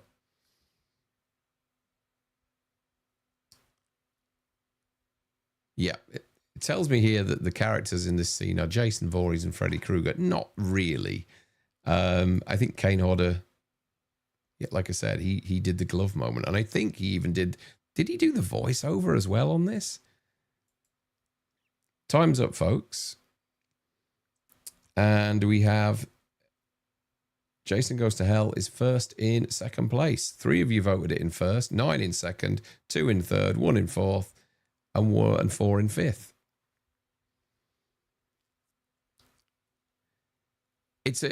I mean, this happened in what year was it now? 1992, I think it was it? Jason Goes to Hell? And it took them a good 12 years, I think, before they actually got Freddy versus Jason off the ground. I think at the time, audiences liked it because there was anticipation there for what was to come. But given it took so bloody long, I think people just ended up falling out with this film. It was always the black sheep was this movie. I never really bought into it back then. I think it's only recently over the past 4 or 5 years where I've watched it and kind of judged it as its own horror movie, by itself, and actually enjoyed it. Not massively, but I find it, I can watch it. And I'm really looking forward to the documentary when it finally comes out. Hearts of Darkness, I think it's called, which is confusing because I think that's the same title as the Apocalypse Now documentary. I don't think there's any sign of it coming to physical media anytime soon. I know it's done the rounds at festivals and things. I think it will do eventually, but I haven't seen it, up for sale or pre-order or anything, unless I've missed it. Maybe if I have, put it in the chat. But it is something I'm looking forward to seeing because, the director was incredibly young at the time, took a hell of a lot on, and I think was probably being pushed around a hell of a lot by New Line as well. So it's going to be interesting to hear his story. Let's see what you guys thought about it. Eli says 74 awesome people in here and only 41 likes. Let's fix that. Yeah, let's get that like ratio up, folks, if you don't mind. Thank you, Eli. Where are we up to? 42. We've got 42 likes. That's fine. That's fine. Jason should have stayed in hell, says Batshit. And Village of the Damned wasn't a bad remake, says Will Brunning. Freddy's glove is a good scene in a bad film. If Jason Goes to Hell is a what the fuck movie, then the 90s were indeed lame. It's not the movie, Tony. It's the scene that happens in the film. Jason Goes to Hell was garbage. The whole movie is what the fuck. Yeah, I mean, it still can be garbage and be what the. He's like, what the hell have you done to this franchise? It was, in fact, Kane. Yeah, bummer he never played Jason against robots against Robert's Freddy after that tease. I know. It's something that shame he doesn't talk about that much, isn't it? Nothing could save this shit fest. Best part was Crystal Lake opening. This film went to hell in a handful cart. And Gina says, I enjoyed Jason Goes to Hell. Bite me if you don't like my opinion, people. It's mine, not yours. That's all right to like it, Gina. I actually like Jason Goes to Hell. It feels like a palate cleanse after watching 7 films in a camp. One on Love Boat, and the gore is awesome. Yeah, there is some great gore moments in this film, especially in the uncut version. And also, it reminds me of a film that came out about maybe 4 or 5 years before called The Hidden, if anybody remembers that film. The only interesting scene in Jason Goes to Hell, and then the credits roll. I intend to finally rewatch the film when the doc is released. Jason Goes to Hell is awful, but I do love Creighton Duke. He's hilarious. A lot of people really like that character, don't they? And the biggest WTF moment tonight is this shit being in tier 2. Jesus, Tony.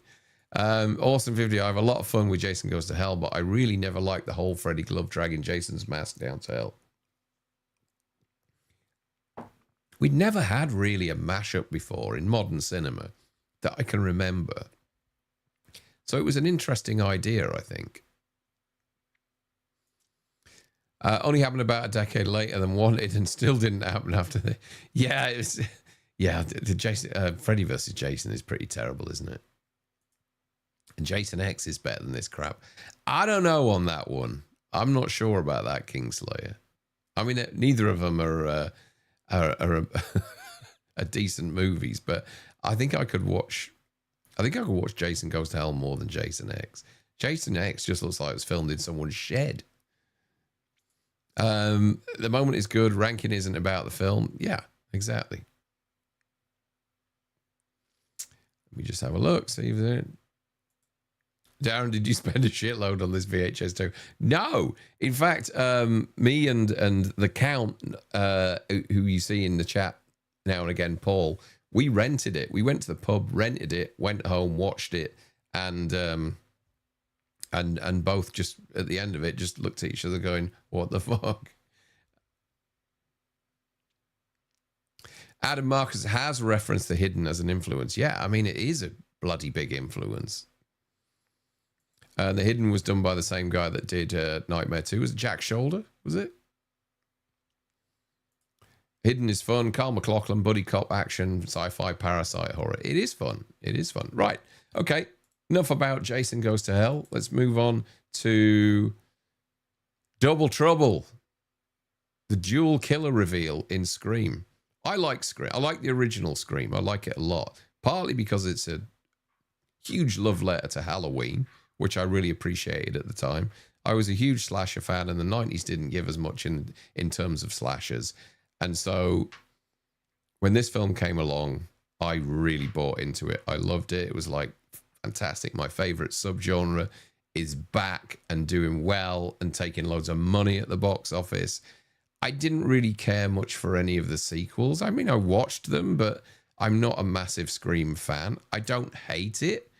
And I will go and watch the new Scream film either before it comes out. I may be able to.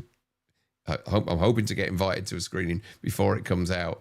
And if not, I'll be there day one. I've already spoken to my wife about that, and we're going to be away that weekend. And I've said, look, why don't we spend the afternoon, go and see Scream? So I will be seeing it.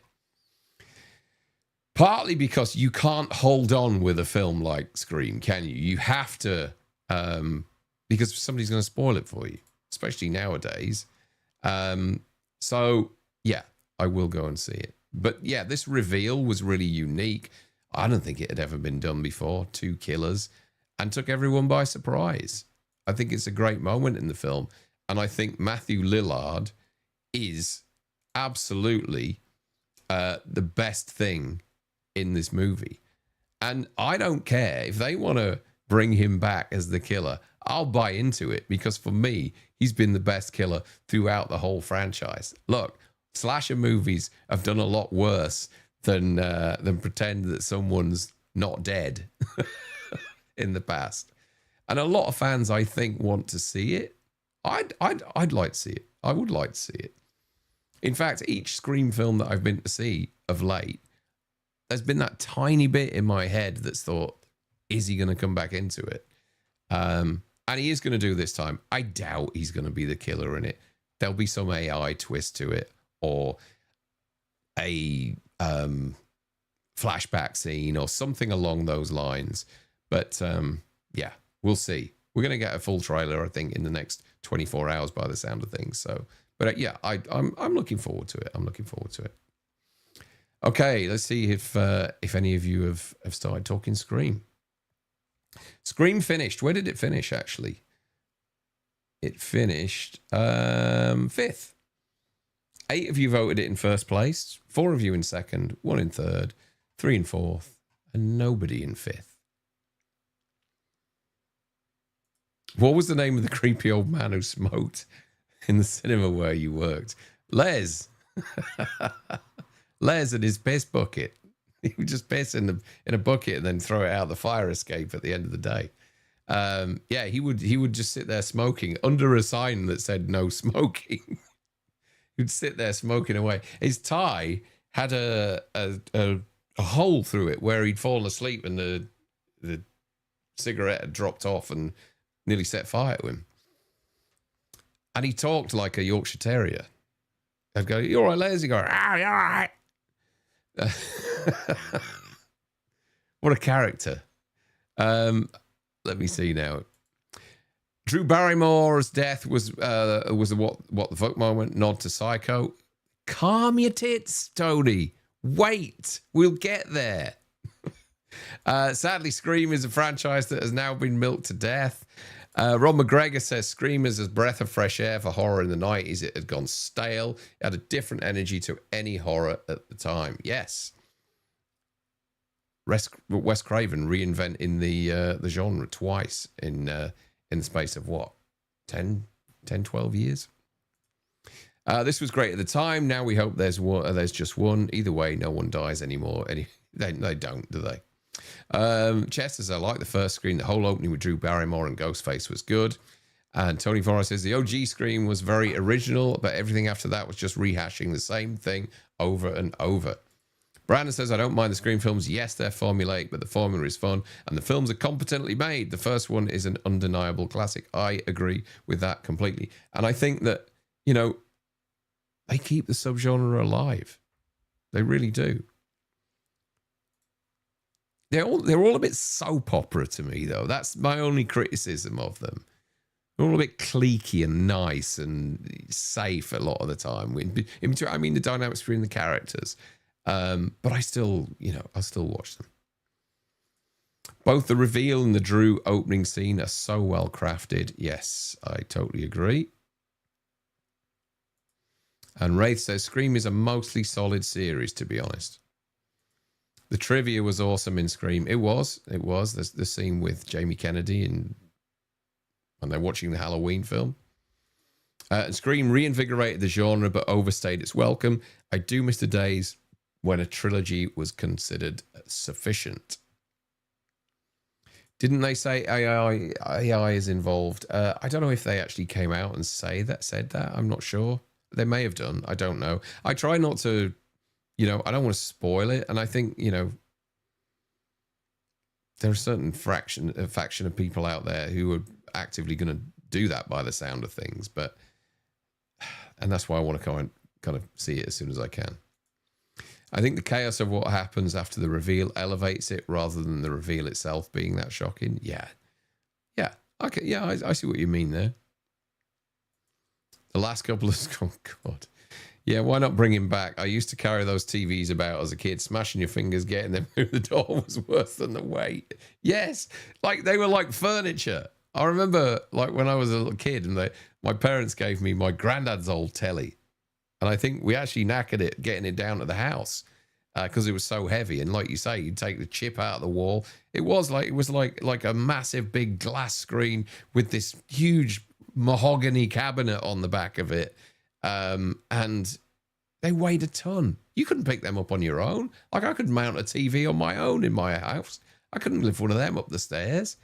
Christ. It was like, it was as heavy as a fridge. Les sounds like such a charmer. He was. Character. Told you guys before about him chasing me, waking me up at 6 o'clock in the morning because I owed him 50 pence. Ray says, I was enjoying Scream 6 until the dumbass 20 minutes of the movie. So Les was basically just an older English Sean Penn. Oh, dear. Jay says, absolutely, Darren. How could any horror fan not appreciate the nods to classic horror? Phenomenal reveal, and a year later I walked out on part 2, and the rest are even worse. Why does Sydney have a baby in Scream 5 but a teenage daughter in Scream 7? I don't know. I don't know what's going to be, what the year's going to... I've no idea. No idea. Haven't seen it. Batshit Scary says, was he the one kicking your door down for 10 bob at 7 a.m.? Yes. Yeah, he was. He was. He knocked on the door with his walking stick and like it was like chipped the paint on the door or something. My mum was like, this bloke like a Jack Russell banging on the door. Wes basically playing Freddy and Cameo is fun. Yes, that's a good moment. Paul's here. There he is. There he is. Count 1970. He should have put that 50p you borrowed from him towards a new tie. Count says, I can't even remember the last Scream film I watched. Haven't seen any of the modern ones, and I'm a Jenna fan. You should watch. They're a decent watch. They're okay. They're okay. Okay. Now that we've got that out of the way, we move on to the next one. Did I go through where the votes were on Scream? I'll just do it again. First place, 8 of you voted it in first place, 4 in second, 1 in third, 3 in fourth, and nobody in fifth. Okay, let's carry on with Lust. This is from 7. A nasty old scene, whereas a guy is... I'm trying to remember what happens now. He's this kind of traumatized man that they're interrogating, and it's revealed that he's been forced to murder a prostitute using this, let's just say, bladed device, which you can see there. And he's kind of done it under threat from John Doe. As we know, John Doe doesn't actually, he forces others to commit violence. And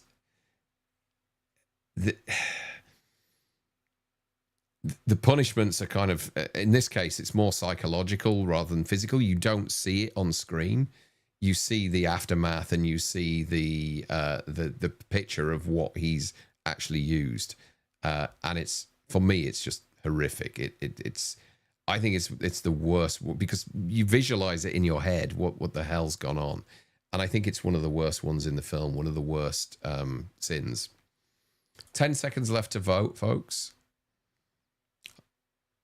5 seconds. 4, 3, 2, 1. There we go. And Lust finishes in 5th place, in between From Dusk Till Dawn and Scream. 8 of you voted it in first place, 2 of you in second, 2 of you in third. Just 12 of you voted on that one. Okay, let's see what you guys thought of Lust. Les sounds like one of those guys who end up being unmasked at the end of Scooby-Doo. Yeah, pretty much, I would say.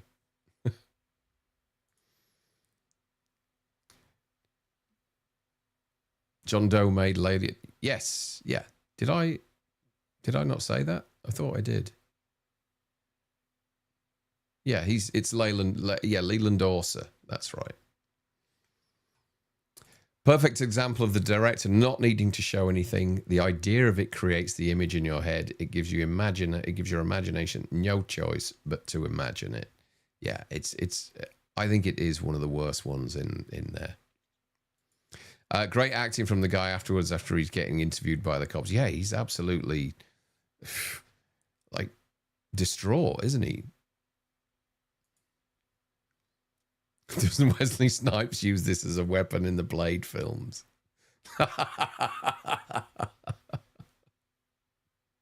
Oh.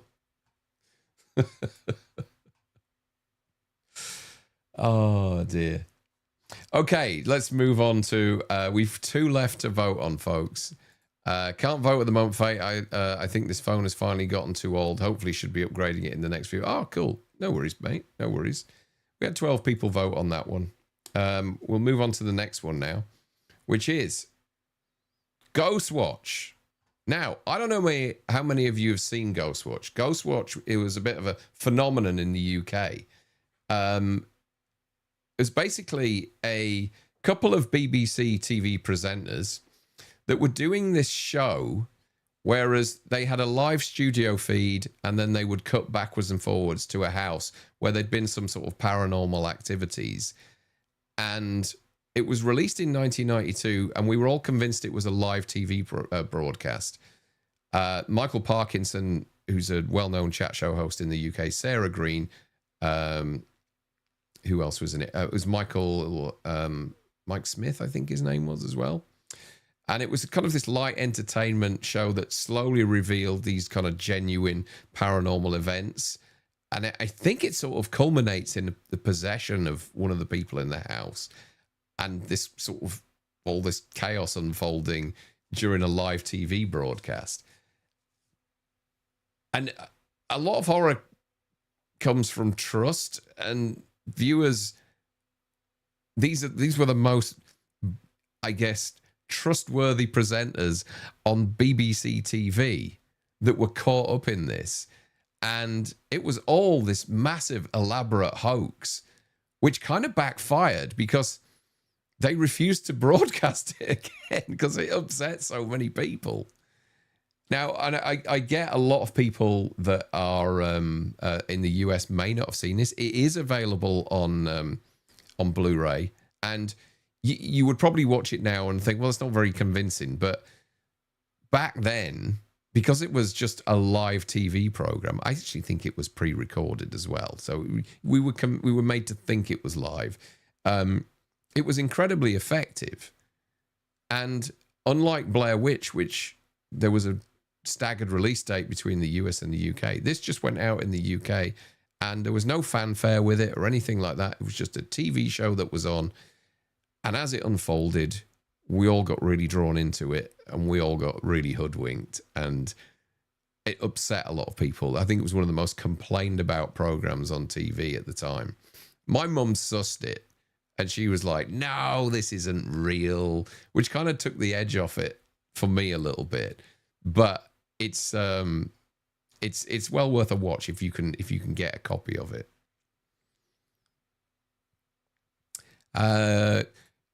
Will Brunning says, Ghostwatch was a perfect what the fuck moment for me. Watched it in the first broadcast. BBC One back on Halloween night in 1992. Even the reaction... Oh, it was Halloween it went out on, right? Yeah. Even the reaction to it after was what the fuck with all the complaints. Haven't seen Ghostwatch. Need to see it. No, you should definitely give it a watch. It might even be available on YouTube, Brandon. Ghostwatch is the most terrifying thing I've ever seen. Can't watch it again. Are you messing, Tony? Are you just... The ghost was called Tubes. I think it was, right? I think, Tony... Actually, didn't you post in the polls that you were glad that Ghostwatch was in there or something? Closest thing I could imagine what it must have been like was when the first radio production of War of the Worlds must have had that effect on the public. Yes. Yeah, it was very much like that. Ghostwatch was great till it went into the Hollywood FX starting. Less would have been more in this instance. Yeah. It probably looks a bit sort of shoddy now, I think. Have it on disc somewhere, even... lost my chat there. Have it on disc somewhere. Even back then, with everything flying around in the room, I called BS. You could probably, if it's on HD now, you can probably see all manner of wires and things like that on this. Without Warning was very similar in the ending. Okay. I thought Ghost Watch was shite and hated Michael Parkinson. I took my Jack Russell Rick for a walk rather than watching it. Thank you for just shitting on everything I just said, Gina. Rafe gives a new meaning to Crossing Swords. It's on Shudder, says Brandon. Oh, okay. It was shown on Halloween night, yeah. And Wraith says, watched it recently and it's still effective. However, Coffee came out The girlfriend's nose when the mum tells the camera crew the cellar is called the glory hole. Good, Tony. Good. It doesn't even compare. The awesome World's War of the World's radio broadcast still sounds great today. It does indeed. It does. The ghost was called Pipes, not Tubes. Tubes was the X-Files, right? Not Pipes. Yeah, Tubes was the, I'm sure, or was it Tombs? Something like that. I don't know. Ghostwatch should have had Annika Rice running up and down the stairs and crawling around to investigate. And Late Night with the Devil was superb in a similar tone. I need to watch that again. I wasn't that blown away by Late Night with the Devil, but... Okay, we have our final vote coming up now. We get into the 2-hour mark, and our final vote is... Casey Becker's death in Stream. You see, Tony? See what I did for you there? Okay, see if that can trouble the top. We still have Brad Pitt and Seven. The What's in the Box moment in the #1 place. And they were way down at the bottom. The death of Newt and Hicks in Alien 3. 66 seconds left to vote, folks, on Casey Becker's death. A moment, they pulled a Hitchcock on us. Drew Barrymore, billed as one of the main stars of the films, only lasts around about 15 minutes in this movie. Spoiler alert. The film opens by brutally killing its biggest star, then later reveals there are 2 killers working together. And that's what was cool about this, was in every possible way, Scream just kind of broke the rules. And that's what I always found fascinating about it. Sorry, my mouth's getting dry. I'm just going to have another drink. One second. It's what I found fascinating about it when I first saw it. Not so much in the films afterwards, because they started making up rules 2 onwards. But yeah, that opening scene in this film is absolutely tragic. Absolutely tragic. But from the moment you see her boyfriend out on the patio to her getting basically almost like hung, drawn, and quartered, I think, and her parents getting home at the very last minute of it all. It is one of the best horror moments of the 90s. But Justin says of all time, rather than just the 90s. It is a great scene and incredibly effective, and really puts you in the mood for this movie when you watch this film. It's almost like, how can I describe it now? I was going to compare it to something else, but I'm not going to do that.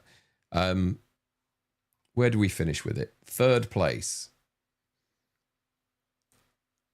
11 of you voted for it in 1st place. 2 of you in 2nd, 1 in 3rd, and 1 in 5th. So there's definitely... Is Frank watching?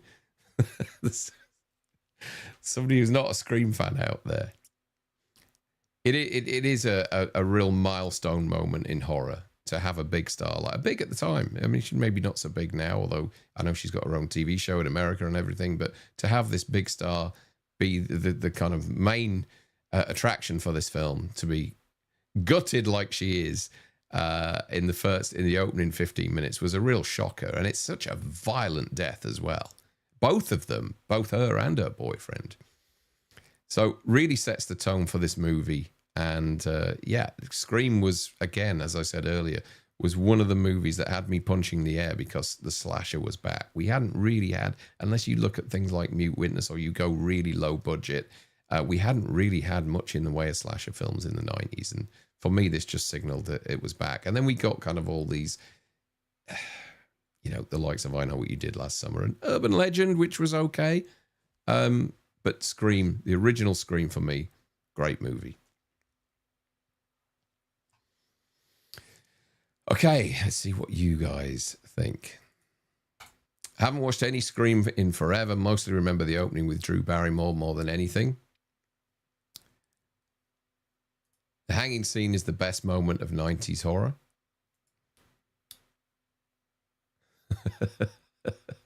Alan says, will your closing credits tonight be Darren Sands will return in Avengers Doomsday? It seems like half the world is returning in it. Yeah, a movie that feels like it can't possibly make a profit with the amount of people that are in that film. It's the poster girl of Drew getting wiped out in the first 15 minutes. They did it with, what was the, what Sky TV in the UK did a show, and I can't remember the title of it. Christopher Eccleston was in it, and it was one of these things that was kind of like The Thing. It was set out in the Arctic, and he did this whole promotional tour, and, you know, went around the UK promoting it, saying this is great. Fortitude was it, I think. Was it Fortitude? And literally got killed off in the first moments of the film. It was a really, really smart idea that they had to have him go out there. It really added a lot of shock value to it. Tony Four Eyes. Unfortunately, the rest of the film, I totally disagree with you there, mate. Have you seen the trailer for Lee Cronin's The Mummy? Oh, dear. I did. I want to see more of it. I didn't really... It's like 50 seconds, isn't it?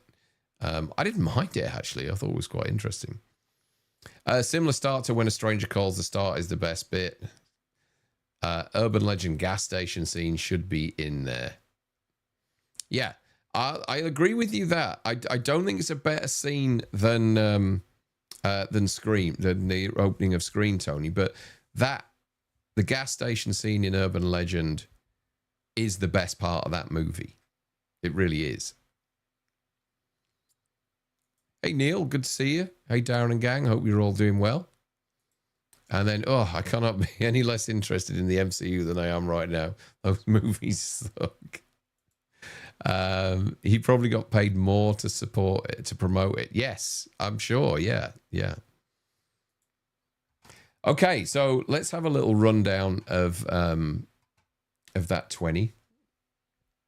So, in first place, we have What's in the Box from 7. In second place, we have the Shears from Exorcist 3. Casey Becker's Death is in third place from Scream.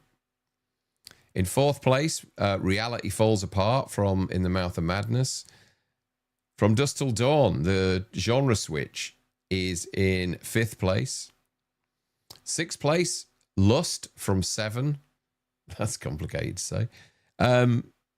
Seventh place, the double reveal in Scream. Night Vision from Silence of the Lambs is 8th, I think. 1, 2, 3, 4, 5, 6, 7, 8. Yep. 9th place, we have Mike in the Corner from Blair Witch. 10th place, Michael's Decapitation from H2O.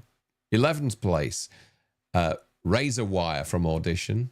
Ghost Watch is in 12th place. Candyman the Bees is in 13th. The Lawnmower Death is in 14th. Hobbling Scene from Misery. I think we might have had a voting error there, but the Hobbling Scene from Misery is in 15th place. Jason Goes to Hell, Freddy's Glove is in 16th. The Shower Scene from Arachnophobia in 17th place. The Scat Drug in the Eye is in 18th place from Faculty. 19th place, we have It. Let me just double check that 1 second.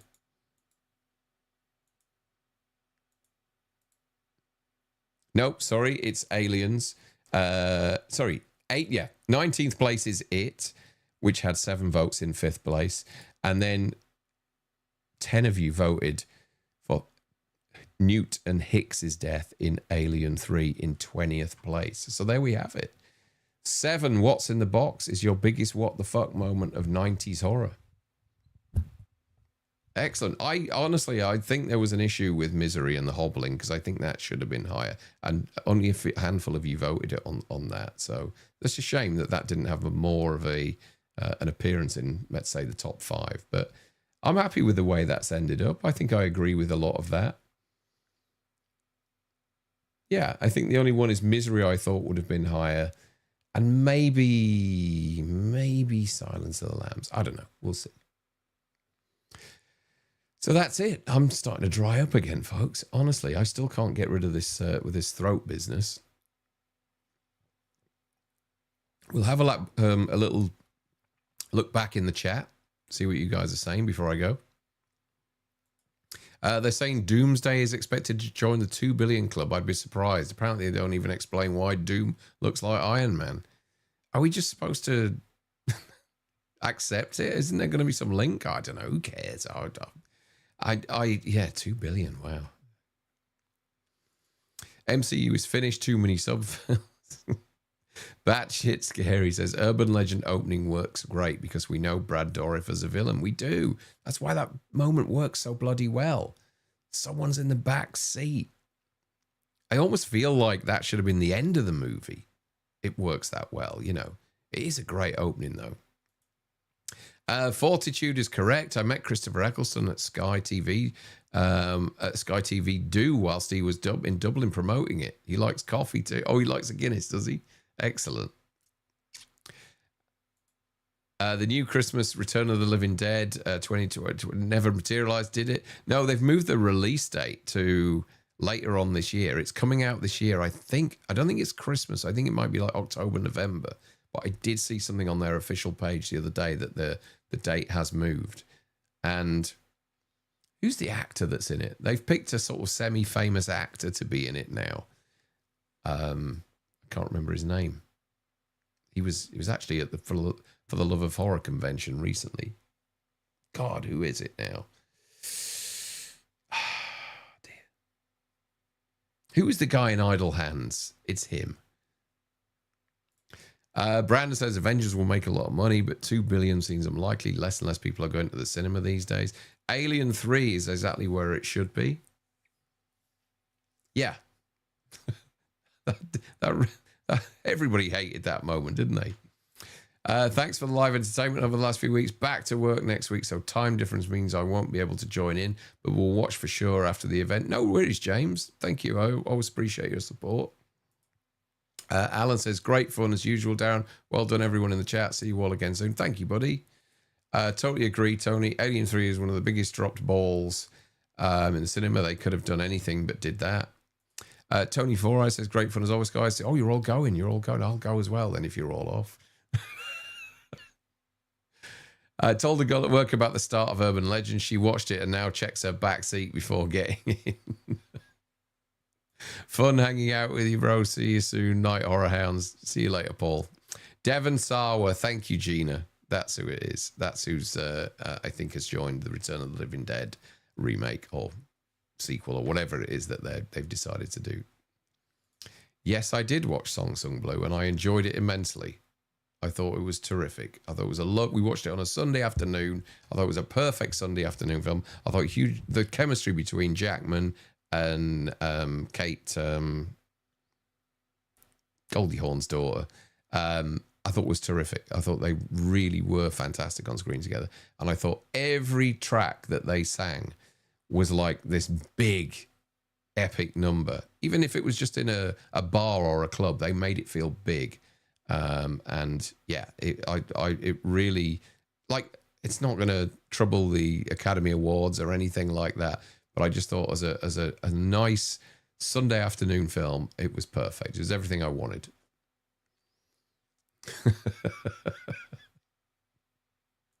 Bone Temple tonight will love it. Good. I don't want to hear if you don't like it. Don't sit there seething all the way through it, please. I want to see 63-year-old Linnea do the trash dance again. It may happen. You never know. You never know. Typical Arsenal fan, Sean. Okay, folks. I think that's me done. I've got an early start tomorrow. Thank you for joining me. I'm going to put a little...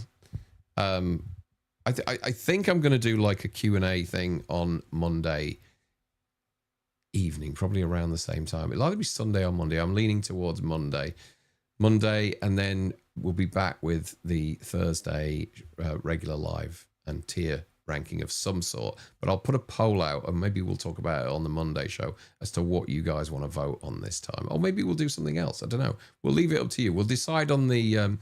on the Monday stream what we do on Thursday, and then I'll get some polls going. But thank you for joining me. This has been a lot of fun. It was great to kind of reminisce about some of these 90s films. Going back, and I watched a couple of them as well. I'm going back and looking at a few of them. Was really cool. It was really cool. I really did enjoy it. And I enjoyed all your comments. I enjoyed all the votes that we did during the week. And again, it's really cool that we've got this little community that gathers, usually on a Thursday, but unfortunately it was Wednesday this week. But thank you for all showing up, and apologies for the late notice on putting the thumbnail out there. In the meantime, I shall see you all soon. Thanks for joining me. See you later. Bye-bye.